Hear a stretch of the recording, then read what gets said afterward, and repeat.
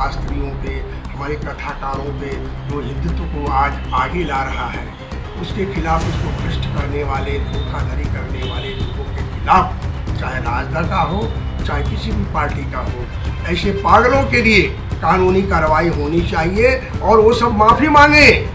नहीं तो कौन है ये बागेश्वर बाबा? अगर उनके पास डिग्री नहीं है तो शास्त्री किस बात की? मैं किसी के आस्था पर सवाल नहीं करना चाहता हूँ। मैं जाति से शूद्र हूँ, दलित हूँ, गेरुआ पहन लिया हूँ और रुद्राक्ष भी मैं धारण करता हूँ, तो मैं बाबा हो जाऊँगा?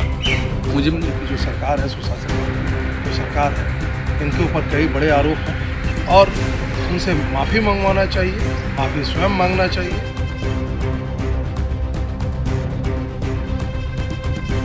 आगामी 13 मई को बिहार की धरती पर बागेश्वर बाबा का आगमन होने जा रहा है। बागेश्वर बाबा के बिहार आने की खबर सुनकर राजनीतिक गलियारों में बवाल मच गया। आरजेडी के वरिष्ठ नेता जगदानंद सिंह ने बागेश्वर बाबा के खिलाफ अनर्गल बयान जारी किया। जगदानंद सिंह ने कहा है कि बागेश्वर बाबा एक पाखंडी बाबा है, इनका जगह जेल में होना चाहिए। आखिरकार क्या कारण हो सकता है बिहार में बाबा के आने से सियासत में क्या तहलका मच सकता है? चलिए जानते हैं इस बिंदु पर नेताओं और बाबाओं की बात। धर्म जागरण मंच के उपाध्यक्ष मुरारी बाबा ने कहा कि जो हिंदुत्व को आगे ला रहा है उसके खिलाफ उसको भ्रष्ट कहने वाले चाहे किसी भी पार्टी का हो, ऐसे पागलों के लिए कानूनी कार्रवाई होनी चाहिए। वहीं इस मामले पर जदयू नेता रंजीत पासवान ने कहा कि कौन है ये बागेश्वर बाबा?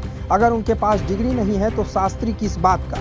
वहीं भाजपा के जिला अध्यक्ष राकेश कुमार ने कहा कि गठबंधन की सरकार तुष्टीकरण की राजनीति करती है, महागठबंधन के नेताओं को माफी मांगनी चाहिए। तुलसीदास ने बहुत पहले लिखा था रामायण में कि जिसकी भावना जैसी प्रभु मूरत देखी जी जैसी। जो नेताओं की जगह राजद का क्या नेतृत्व है आजकल? कितने घोटाला किया, चारा घोटाला हो, कौन घोटाला, कौन बैंक पैसा उठा रहा हो, उनका काम जेलों में था। अब जेल से बाहर आ रहे हैं तो दूसरे को भी गलत साबित करने की कोशिश करते हैं। इन्हीं हमारे शास्त्री महाराज के खिलाफ जो हिंदू शक्तियाँ आज 1400 साल के बाद, मुगलों के गुलामी के बाद, अंग्रेजों के गुलामी के बाद थोड़ा उभरी हुई है, लेकिन तुष्टीकरण की रात में केवल मुसलमान भाइयों को वोट दो। एमओआई क्या है? अपने हिंदुओं को बांट करके राजनीति करना। और ये एमओआई मुसलमान और यादवों की सम्मिलित मिल करके ये हमको हिंदू पर राज्य करना चाहते हैं, हमारे राष्ट्र पर राज्य करना चाहते हैं। और वह व्यक्ति शास्त्री जी को उल्टा सीधा बोले, वो क्या जाने हिंदू क्या होता है। अभी 1 महीना पहले नागपुर का जो ईसाई पादरी था, उन्होंने भी शास्त्री जी को उल्टा सीधा बोला कि जादू टोना इनका काम जेल में होनी चाहिए, हाई किया। उसने 1-1.5 महीना DIG IG लेवल के अफसरों ने इंक्वायरी किया। आखिर में कारण क्या है? क्या करता है? किसी को ठगता है शास्त्री जी, किसी को उल्टा सीधा बोलता है, किसी को वो देता है, धोखा देता है? नहीं। 1 महीना 1.5 महीने के बाद इंक्वायरी करने के बाद उन्होंने कहा DIG नागपुर के और मध्य प्रदेश के नहीं, ये गलत काम है, कोई शास्त्री गलत काम नहीं। तो वो ईसाई मिशनरीज थी, ईसाई मिशनरियाँ टाई फिश हो गई। तपस्या उठ जाते हैं, शरीर जमीन से उठ जाते हैं, तपस्या में शक्ति होती है, उनमें हनुमान जी का आशीर्वाद है। और हनुमान जी के आशीर्वाद से अगर कुछ कर रहे हैं तो आपको बुरा लग रहा है? जो भी आरोप लगाया है राजद वालों ने, चाहे तिवारी जी हो चाहे ईसाई मिशनरीज हो, ईसाई मिशनरीज और ये लोगों को क्यों कष्ट हो रहा है? कोई नमाज पढ़ता है, कोई हल्ला करता है, कोई कुछ करता है, हम लोग कुछ नहीं करते। आज हिंदुत्ववादी जो है, अब रामनवमी क्या हुआ, मुहर्रम के जुलूस आता है, हजारों लाखों मुसलमान भाई आते हैं, रात में चलते हैं। जिस जाता को शायद शास्त्री कहा जाता था, एक उपाधि होती थी, लेकिन आजकल मतलब शास्त्री सरनेम भी है, तो इसको बहुत डिफाइन करने की ज़रूरत है कि एक्चुअल वो हैं क्या। ये जो आजकल एक परिपाटी चली हुई है देश में, स्वघोषित बाबा बताने का, और हम लोग उसको एक्सेप्टेड भी करते हैं कि बाबा, अब बाबा हैं तो यही कल्याण कर सकते हैं। मतलब पूरे मुल्क का ये बाबा लोग कल्याण कर दिए हैं आज तक।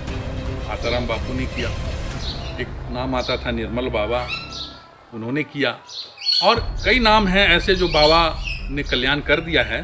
तो इतनी भूखमरी, इतनी बेरोजगारी इस देश में क्यों है? आज इतने लोग सड़कों पर क्यों हैं? और ये बाबा लोग खरबों अरबों के मालिक बनते कैसे जा रहे हैं। आजकल इन लोगों की नई सिस्टम चालू किया है, अकाउंट नंबर देते हैं, इस मेरे खाता में इतना पैसा जमा करो, ये फीस है और मैं तुम्हारा कल्याण करूँगा। तो भाई हमारा कल्याण हुआ या नहीं हुआ, लेकिन इनका तो कल्याण दिख रहा है। एक और बाबा थे राम रहीम बाबा, आजकल कहाँ है? जेल के सलाखों में चले गए। आसाराम बापू कहाँ है? जेल के सलाखों में चले गए। तो है क्या इनके पास, है क्या? और हमारे देश में जो चाहे जिस धर्म से लोग ताल्लुक़ रखते हों, उनके अंदर एक वीकनेस, एक सीकनेस है कि धर्म के प्रति आस्था और अंधभक्ति कहें बहुत ज़्यादा है। मैं किसी की आस्था पर सवाल नहीं करना चाहता हूँ। आपकी व्यक्तिगत राय है कि आप इस वृक्ष से भी आस्था रख सकते हैं, आप किसी से भी आस्था रख सकते हैं। मैं जाति से शूद्र हूँ, दलित हूँ, गेरुआ पहन लिया हूँ और रुद्राक्ष भी मैं धारण करता हूँ, तो मैं बाबा हो जाऊँगा? मुझ में आस्था क्यों नहीं दिखा रहे हैं लोग? मेरे में भी आस्था दिखाएं। मैं दिन भर में 10 लोगों को बात बोलता हूँ, 5 सही निकल जाता है, तो मेरे में कहाँ आस्था दिखता है लोगों को? मैं आस्था पे सवाल नहीं कर रहा हूँ, लेकिन कहीं न कहीं ये मतलब इस देश को माने गटर में ले जाने का काम कर रहे हैं ये लोग। कोई व्यक्ति अगर ये कहता है कि मैं गॉड का एजेंट हूँ, मैं ऊपर वाले का, मैं यहाँ पे एजेंट हूँ और मेरे थ्रू आपको वहाँ तक पहुँचने का मौका मिलेगा, तो ये तो भाई मेरे समझ से परे की बात है। आप मुझे चढ़ावा चढ़ाएं और भगवान से मैं आपका सैटेलाइट से टेलीकास्ट करवा दूंगा, ये चीज़ मेरे समझ में नहीं आती है।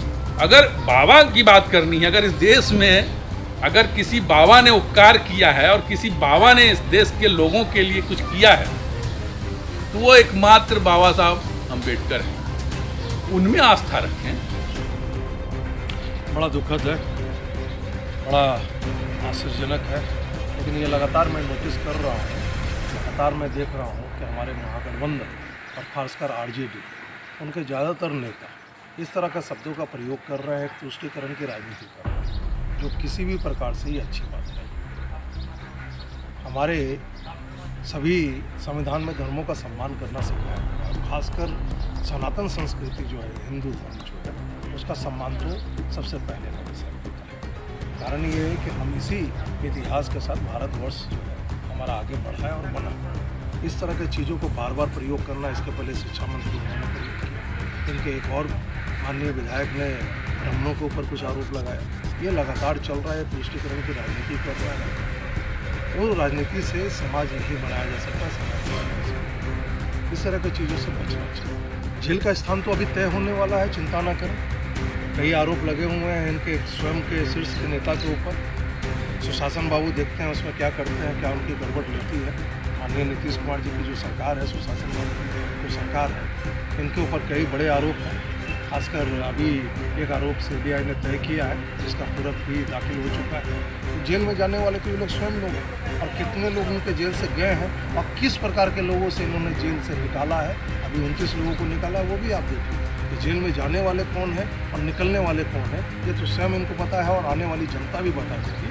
जो बाबा के लाखों अनुयायी जो है वो भी इनको बता देंगे कि जेल में जाने के लायक है। और सरकार को अविलंब इस तरह के जो भी इस तरह का जो वक्तव्य देते हैं, जो संदेश देने का कोशिश करते हैं, उनको रुकना चाहिए और उनसे माफ़ी मंगवाना चाहिए, माफ़ी स्वयं मांगना चाहिए और पूरी सुरक्षा के साथ उनका कार्यक्रम को बेहतरीन करना चाहिए।